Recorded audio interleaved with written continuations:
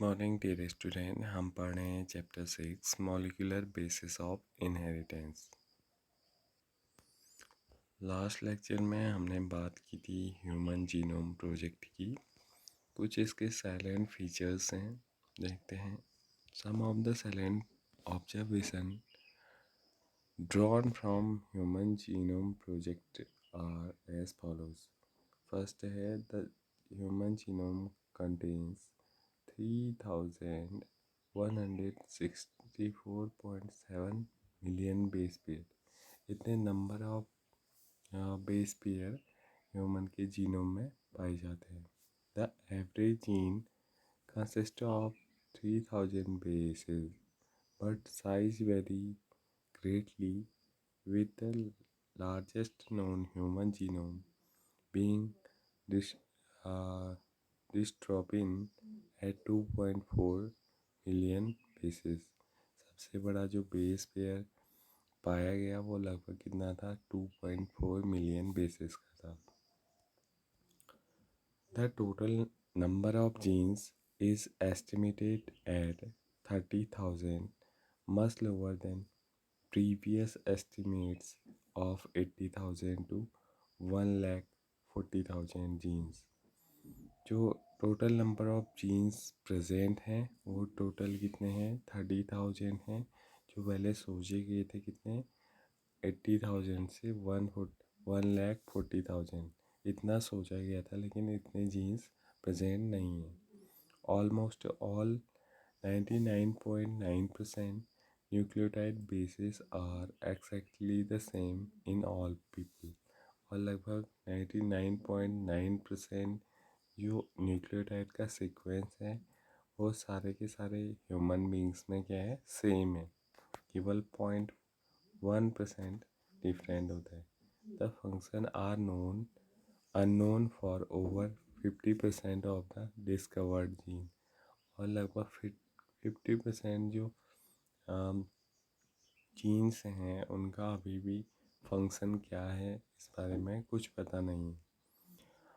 Less than 2% of the genome code for proteins. और लगभग 2% protein को कोड करने वाले जीन्स हैं। Repeated sequence make a very large portion of human genome. और काफ़ी ज़्यादा पोर्शन ऐसा है ह्यूमन जीनोम का जो क्या होता है, रिपीटेड सीक्वेंस में प्रेजेंट है।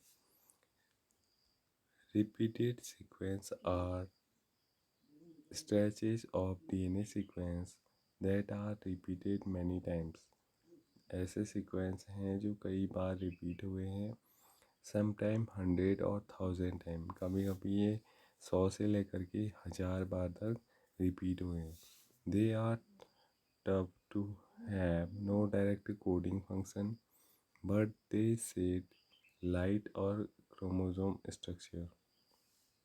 लाइट ऑन क्रोमोसोम स्ट्रक्चर में क्या होते हैं, लाइट सेड होने वाले पार्ट है dynamic and evolution.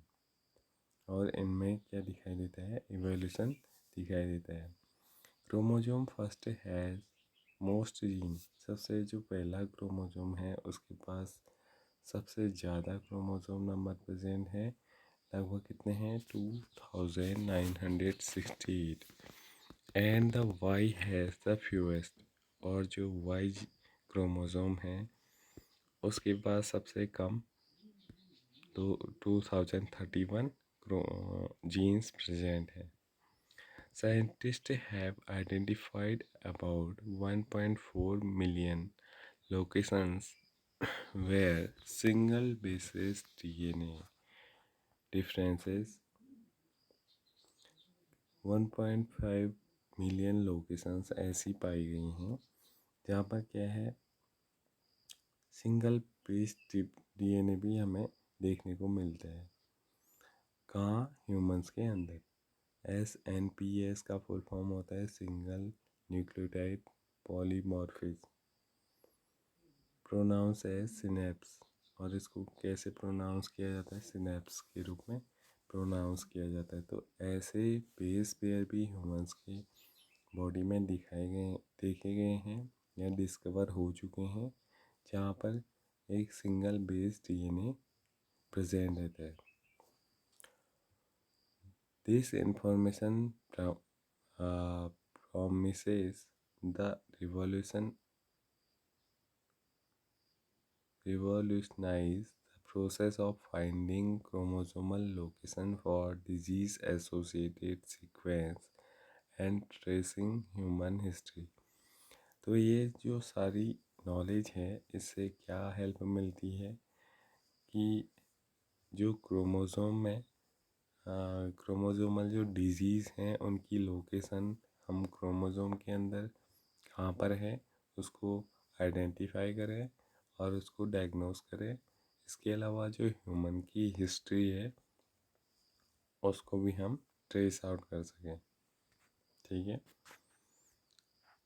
Next, application and future challenges. क्या क्या इसके एप्लीकेशन हो सकते हैं और फ्यूचर में क्या क्या चैलेंजिंग है।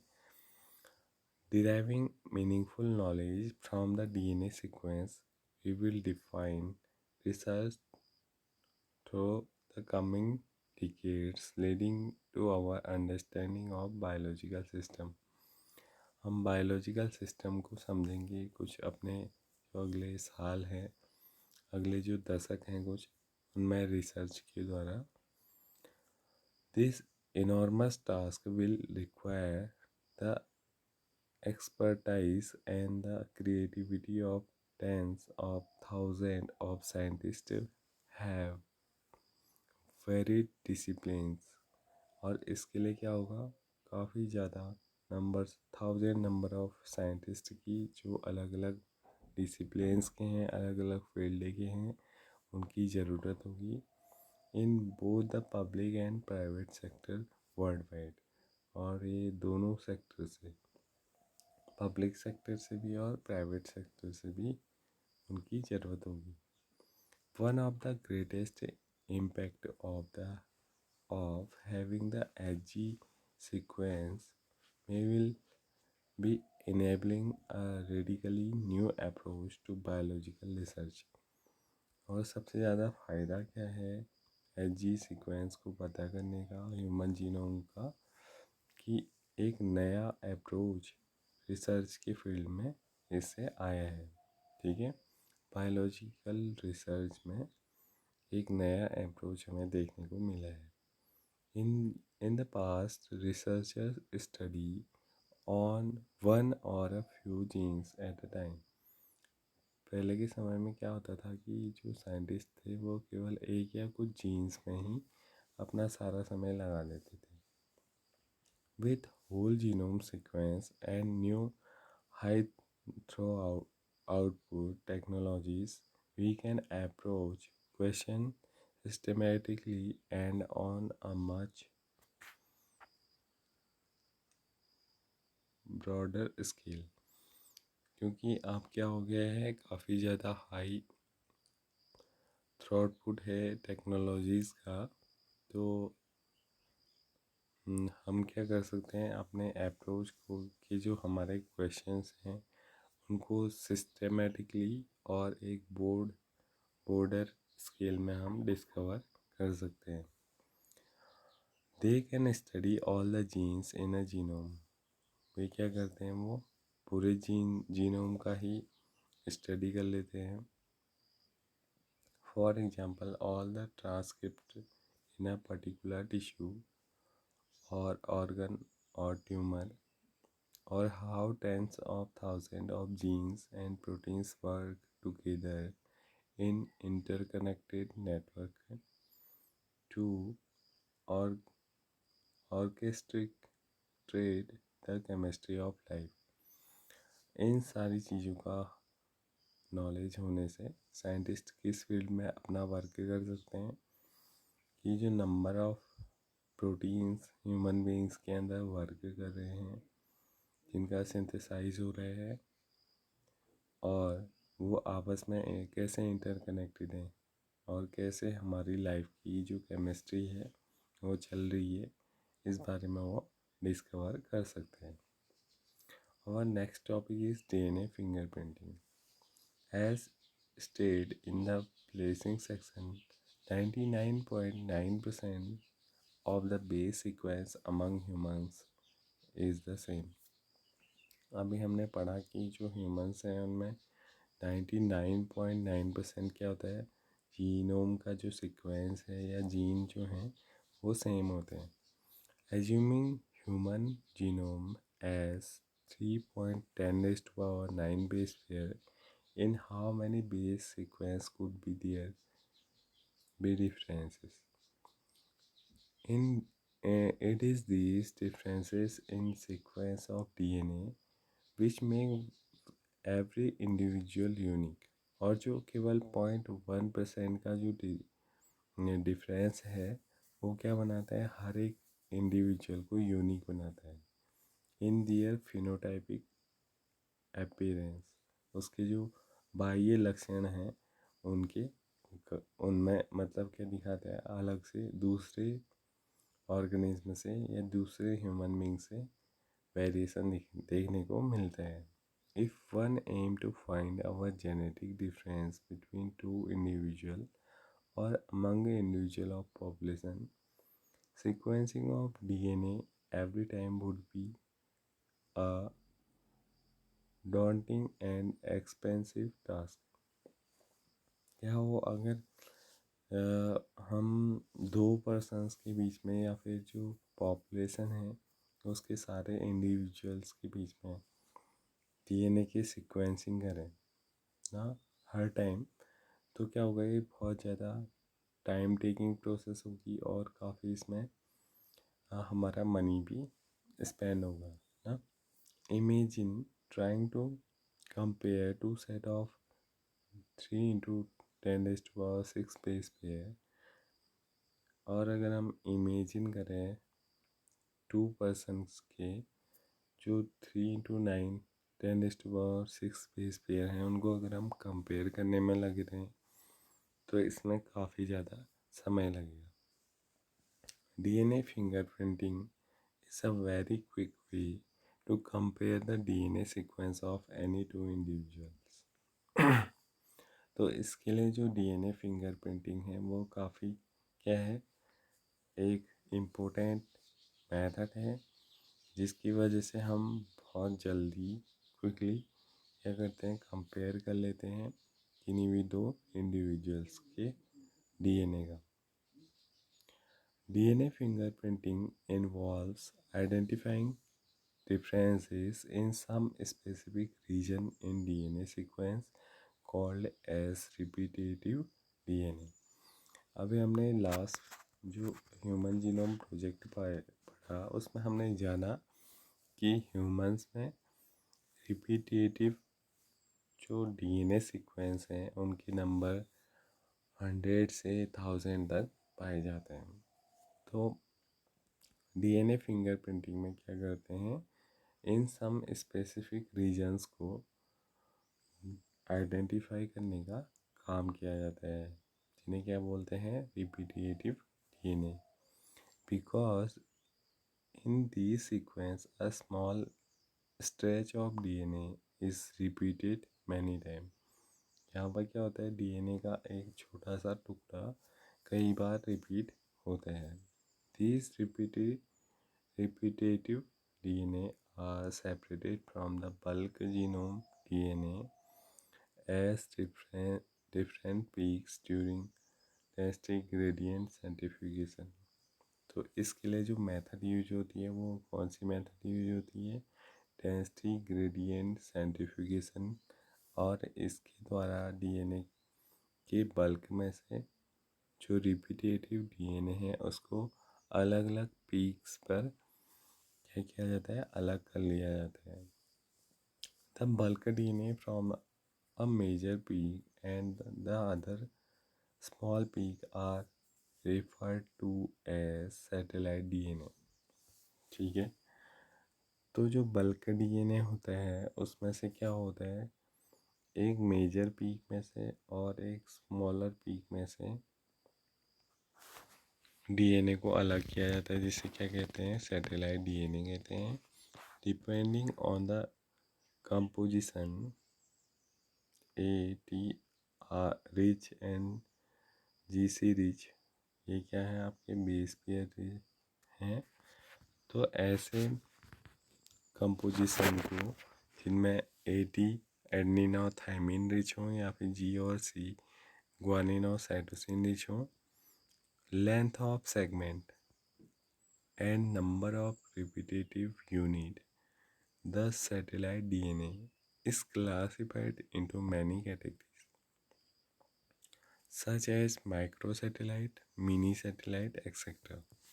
तो इन सारी चीज़ों को ध्यान में रखते हुए कि कितने नंबर ऑफ एडेनिन थायमिन के प्रेजेंट हैं या ग्वानिन साइटोसिन रिच वाला रीजन है, लेंथ कितना है सेगमेंट का, नंबर ऑफ रिपीटेटिव यूनिट कितने हैं, सैटेलाइट डीएनए कौन सा है, क्या वो माइक्रो सैटेलाइट्स हैं या मिनी सैटेलाइट्स हैं।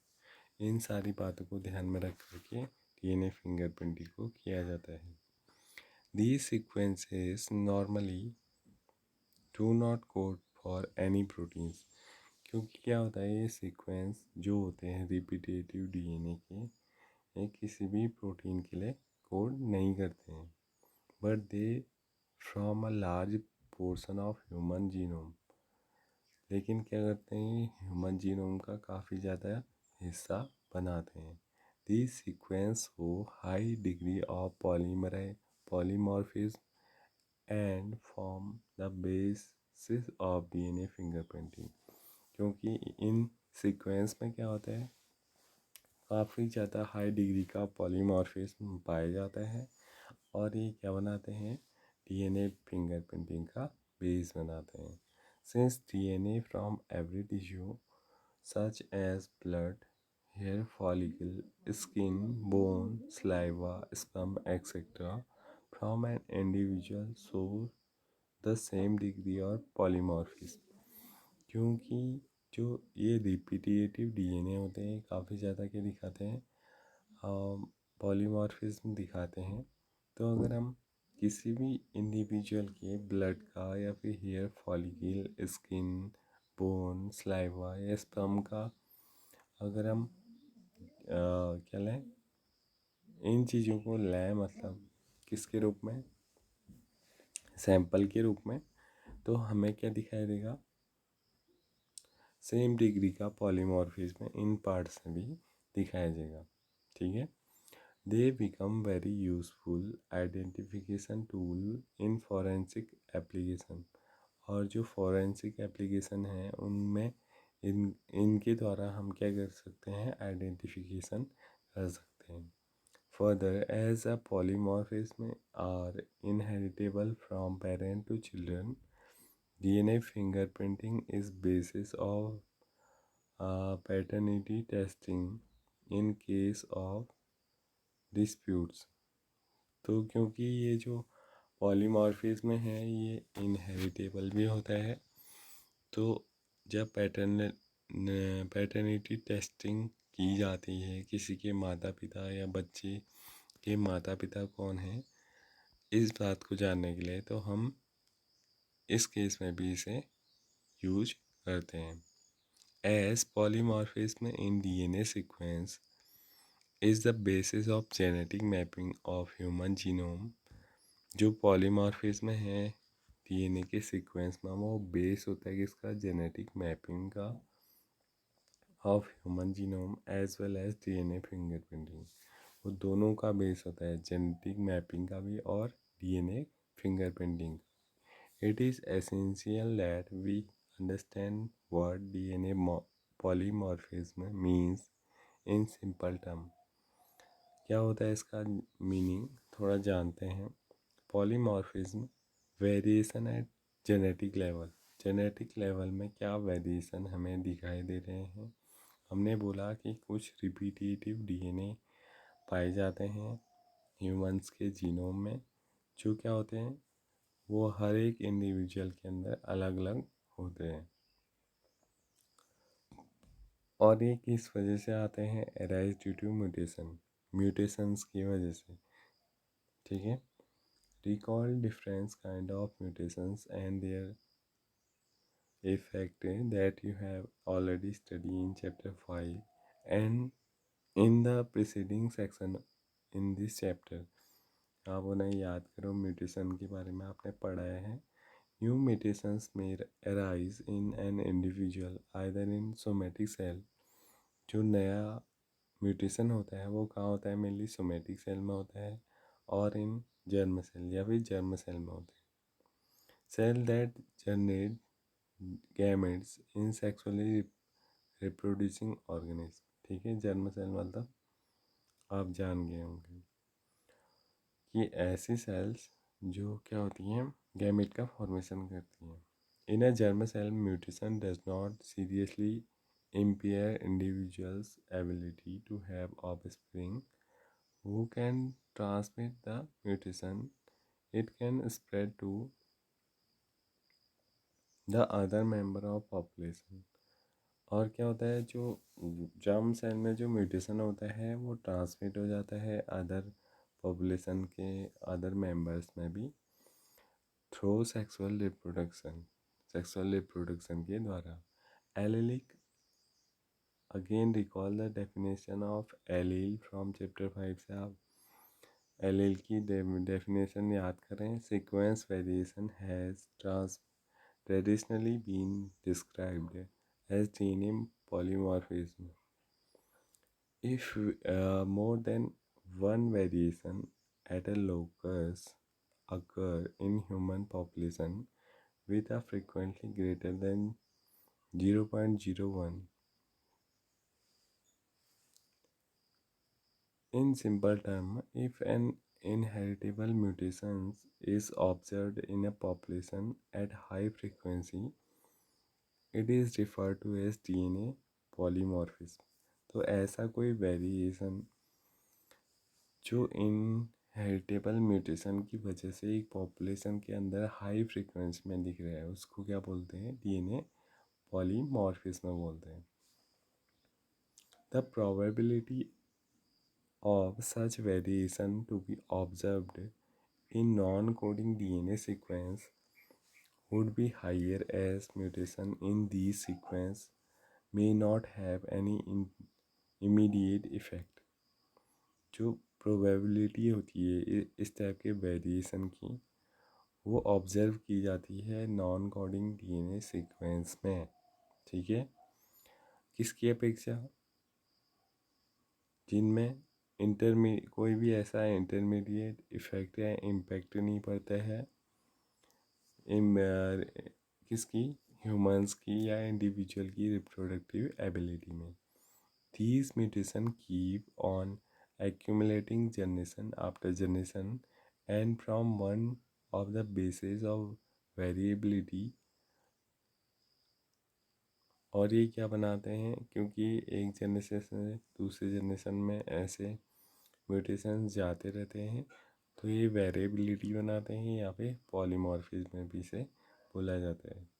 There is a variety of different type of polymorphism ranging from single nucleotide change to very large scale changes for evolution and speciation।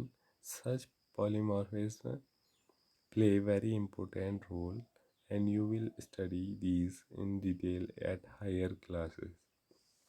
और पॉलीमॉर्फिज्म के बारे में आप हायर क्लासेस में भी इसके बारे में थोड़ा डिस्कस करोगे। तो आज का चैप्टर यहीं पर कंप्लीट, आज का लेक्चर यहीं पर कंप्लीट होता है। इससे आगे हम नेक्स्ट वीडियो में देखेंगे। Thank you.